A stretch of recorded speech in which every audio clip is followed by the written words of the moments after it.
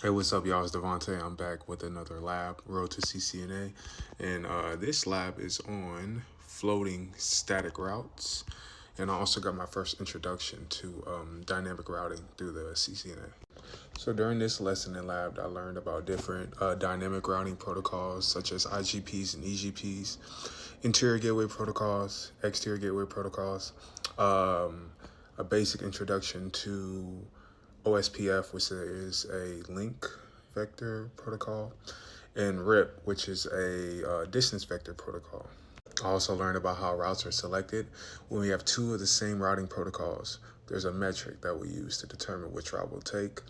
For two different routing protocols, we'll go by the administrative distance, and the lower administrative distance will be the chosen route. All right, so now let's get into what I actually did in the lab. All these questions I've went through and answered. But which route will be used if PCU1 tries to access server 1? My answer was the OSPF route via 10.0.0.2. Right here. Oh wait, let's bring that up. So this one, OSPF, this was the route I chose to reach that. So if PC1 needs to reach server 1, we're going here, boom, boom, like that. The next question was, which route will be used if PC1 tries to access remote server 1.1.1 over the internet? And it's the static default route. That's what I put for my answer. Yes, so if we open the routing table again, let me just open that up right quick. And right here, the routing table is back up, and this will be the route we'll take, the default route, to reach 1.1.1.1. And I tested the ping earlier.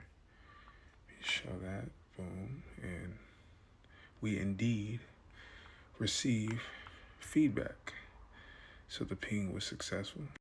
Okay, so configure floating static routes on R1 and R2 that allow PC1 to reach server 1 if the link between R1 and R2 fails. Do the routes enter the routing tables? So I did already do that. So what I did was I configured a floating static route. A floating static route is basically just a static route, but we set the administrative distance higher. That way, it's not the preferred route. So we're using OSPF, which has an administrative distance of 110. We want that to be our route that we take to get to server 1 right now.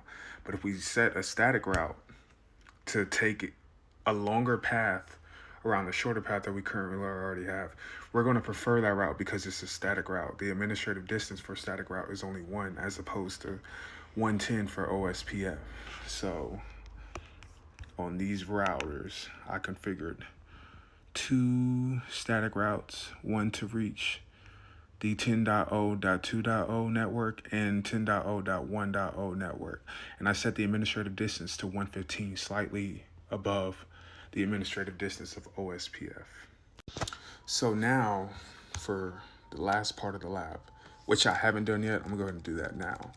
It says shut down the G02 interface, basically the interface that connects router 1 and router 2. And we're going to see if my static routes work. So in order to do that, I'm about to log into the CLI now of router 1. Go to global config mode, interface config mode, and shut down that interface. And we're going to test a ping from PC1 to server 1 to see if my static routes worked. So now I'm inside router 1, and I'm about to go to that interface. Interface config mode, interface G020, G0/2/0. Then we're going to shut it down. Shut down. Boom. It is now shut down. Let me see. Yep, changed to administratively down. And as you can see, our OSPF routes have now changed. Okay, now that I've taken off or shut down the interface, my static route that I configured, 10.0.0.2, with that higher administrative distance, that route now shows up on the routing table. And I tested connectivity to make sure that we are able to ping and reach server 1. So Yes, sir. We got it done.